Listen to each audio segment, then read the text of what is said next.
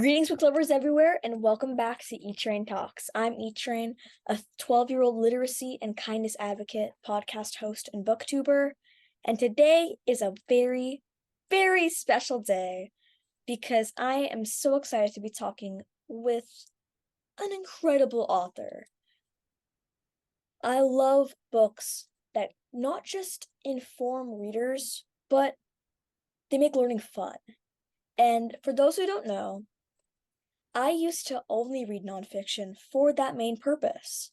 Of course, things have changed now. I have dived a lot more into fiction, and that pun was intended because I am talking about The Deep, and I am with the author of The Deep, Lindsay.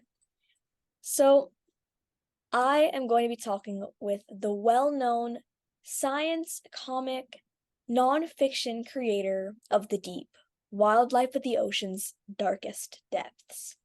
It's a fun, educational, comic-style science book, and I'm just so excited to talk with you today, Lindsay. Thank you so much for joining me today. Thank you so much for having me. Yeah, Yeah, I'm really excited to chat with you. thank you so much for being here. And I'm just going to take a moment to show off your fantastical book cover. This is it, everybody. It's phenomenal. I love it so much. And you can just see the pun right here. You have to see it to believe it. And you know that I love books with puns in them. And it's a very appropriate pun because we are going to be diving really deep into not just the deep, but also Lindsay's writing journey. So, here are just a couple of fun facts to discover in this great read before we get into the questions. Did you know that there are animals that are completely transparent? That some tube worms live for 1,000 years? And that the pig butt worm is also known as the flying buttocks? That's silly, but true. What a fantastic way to celebrate science with kids, adding humor to facts. The perfect combination. And that's a brilliant, perfect segue into the first question. So, your newest story, The Deep, is full of interesting facts and creatures from all different depths of our oceans. Some creatures are very little known, which, of course, I love learning about new species. And there are also some quite famous ones, though, as you go deeper into the oceans, they're not going to be as well known. So, I'm curious, how did you go about researching the information that's shared in your book? Yeah, well, first of all, it was really important for me to give the lesser known creatures a little bit of spotlight. There's kind of a joke in the book where the great white sharks and the stingrays, like they've had their time in the spotlight, but the deep sea weird critters, they need a little more attention. So I definitely did like a ton of research for this book. I think I did a lot of the research a lot before the manuscript process even started. So basically, I read a lot of really cool online resources. The Monterey Bay Research Institute has some great information. Smithsonian Ocean is also a great website to check out. I love nature documentaries. That's probably obvious, but there's a great Blue Planet episode, the David Attenborough documentary, and it's like all about deep sea creatures. And that was actually one of the documentaries I watched that really inspired me to make the book. And I also read a lot of books as well. And also when I couldn't, there were like certain things that I just couldn't find the answer to online or from books.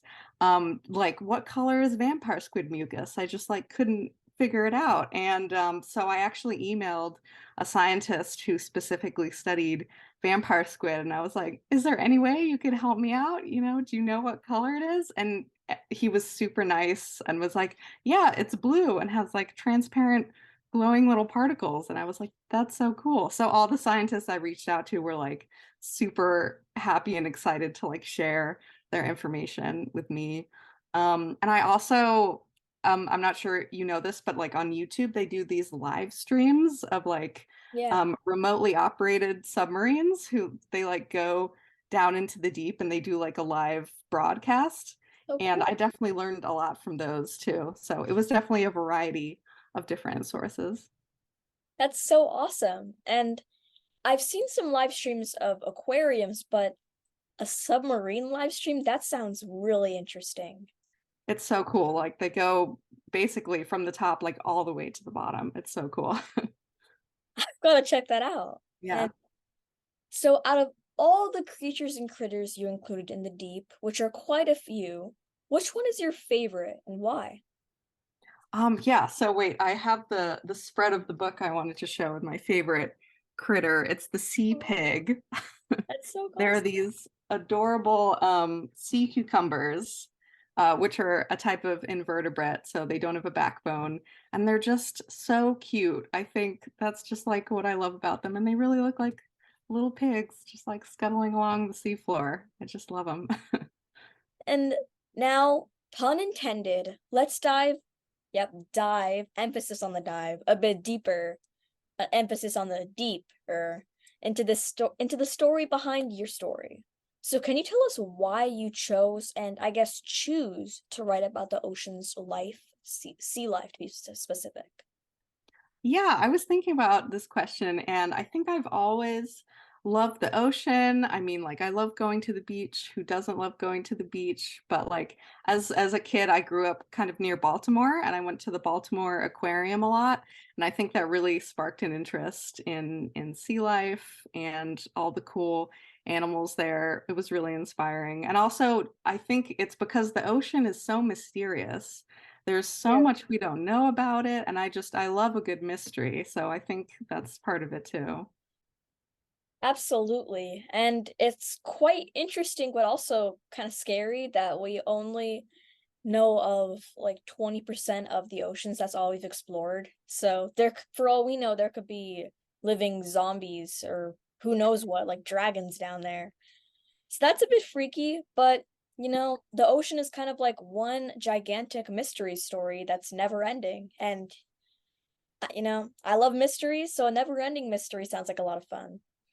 Yeah, totally. And I know a lot of people think the ocean is a little freaky, people get a little scared of it, but like I hope this book really helps people. I hope it endears them to all of the critters that live in the sea. They're just trying to live their lives down there.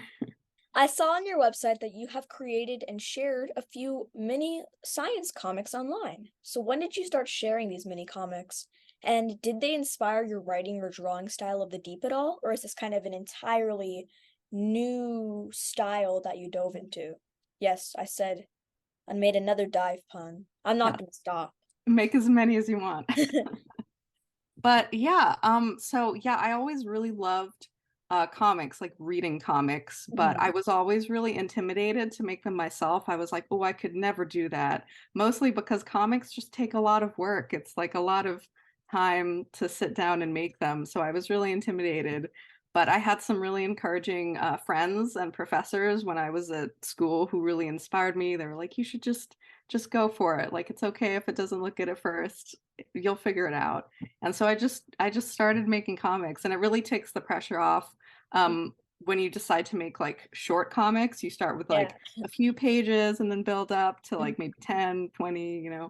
And one of the comics I made in school really directly inspired this book. It was called Animal Oddities, and it was about like it was just comics about weird creatures, which is obviously like what I'm interested in. And yeah, it was really cool, and it really inspired me. I was like, oh, I can just like make comics about animals, which I love to talk about anyway, and can share them with others. And yeah, it was really cool.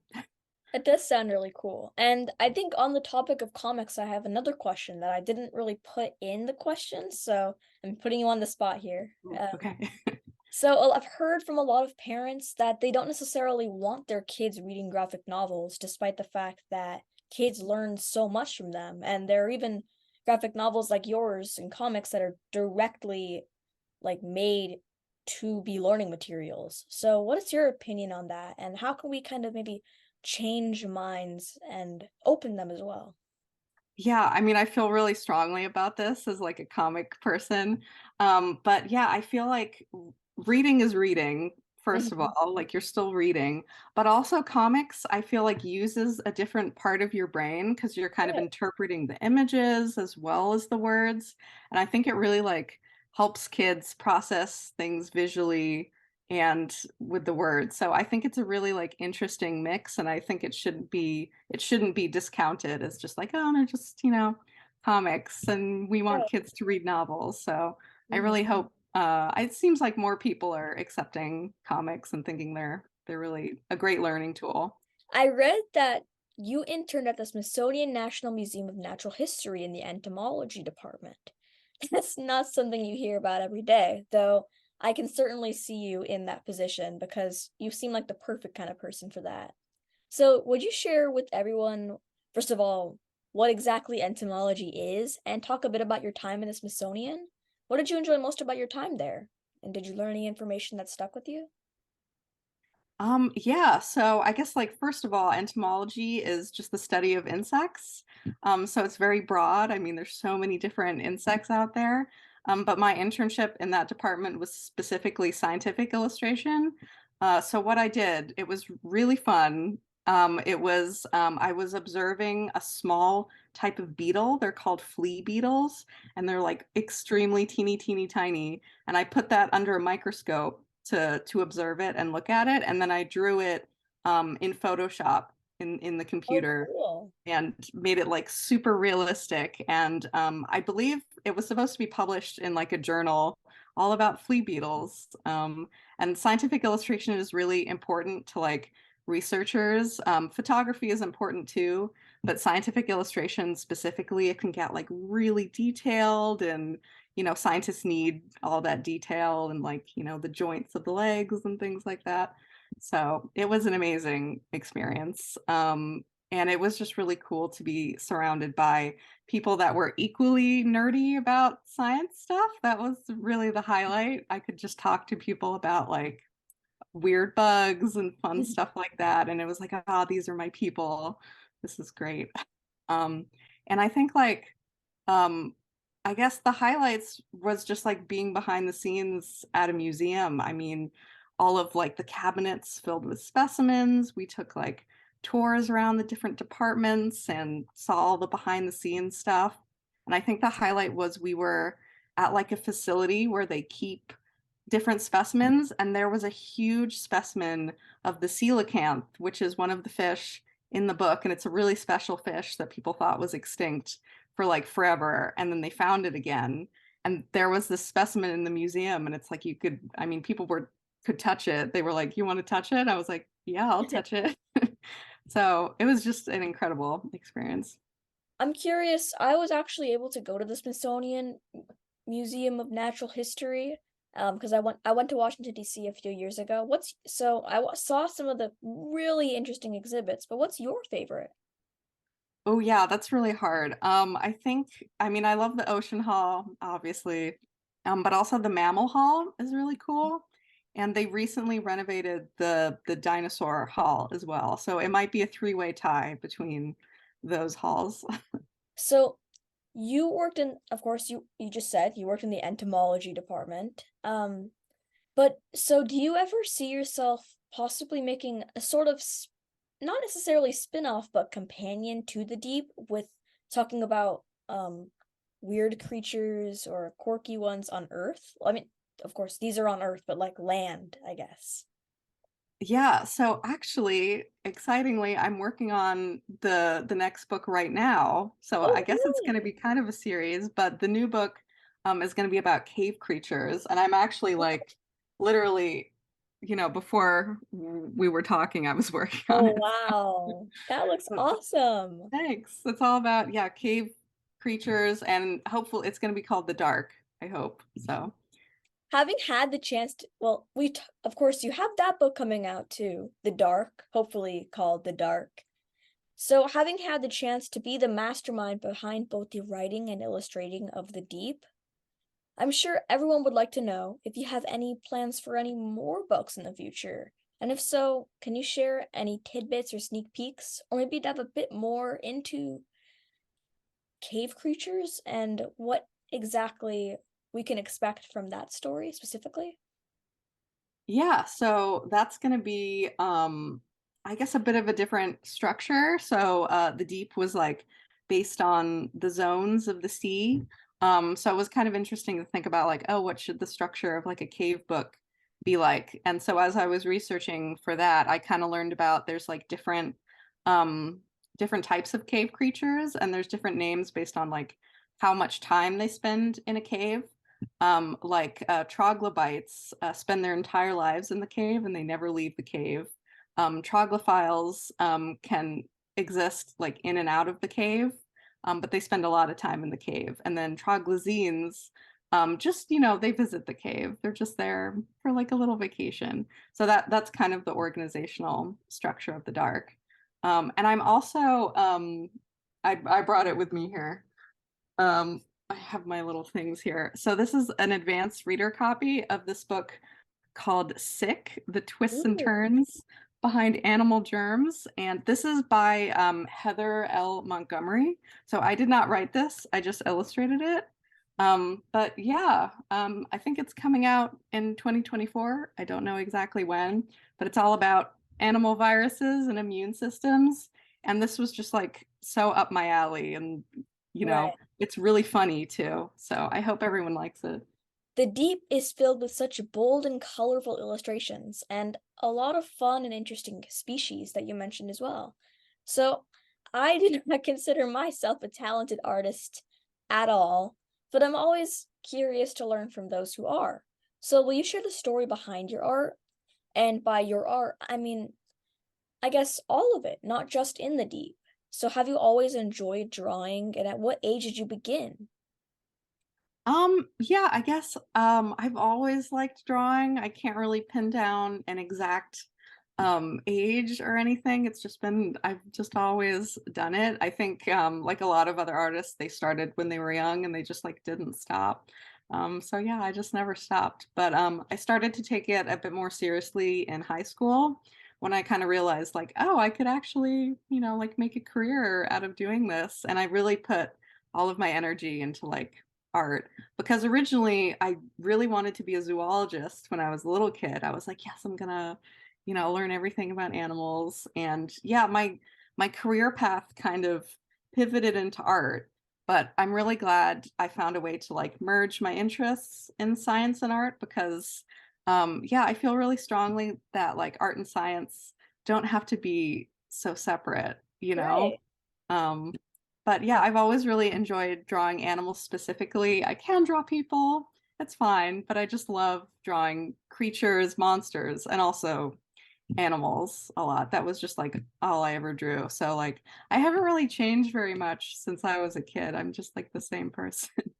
My next question for you is, in one interview I found online, you mentioned that you feel really strongly about using comics as a way to communicate complicated scientific ideas, and this really caught my attention. So, I think having science concepts shared through comics and graphic novels is an amazing way to teach kids. So, this may have been something you've thought about, or maybe it's just an idea that is just now popping into your mind. So, have you ever thought of creating textbooks for school? Because I bet there'd be a lot of science lovers and even non science lovers, kids especially, who would love it if you did. Yeah, I think that would be really cool. That hasn't really occurred to me. I wonder if I could reach out to some textbook companies and be like, "Hey, do you want some comics? I think kids Yeah. would really like them." Hey, McGraw Hill, I have these really, really cool books, and there's this guy named E Train who's a kid and he loves them a lot. So, hmm and you should think about it. Yeah, I think that would be really cool. And yeah, I'm really into science comics in general. I feel like comics are a really natural way to break down like complicated ideas into like panels and, different artistic solutions. And yeah, and like I said before, like humor is like Mhm. such a good tool for learning. And I feel like comics are just such a natural medium for that too. So, my final question of the interview for you is a question I've asked every person I've ever interviewed. If you could be or meet any literary character, fictional or real, who would it be and why? And just for you, a bit of a twist on the question. So you could answer that, or you could answer, if you could be or meet any animal, who would it be and why? Whether a land creature or a deep sea creature. Okay, I can I answer both of the Yeah, you questions? definitely. Okay, so for the first question, I brought some examples as well. So yeah, one of them is like the Moomin characters. I'm not sure if you're familiar. They're very popular in Europe, and I think they're getting more popular here. But I would love to just hang out with the Moomin trolls and, have some tea. It would be awesome. And I'm a big Beatrix Potter fan. Yeah. So would love to hang out with Mr. Jeremy Fisher here. Just have a nice afternoon on the river. And then the second question was animal I'd like to meet, right? I really love these creatures called velvet worms. They're not really worms. They're this ancient lineage of creature, and they look kind of like caterpillars. They have so many legs, and they're also really rare.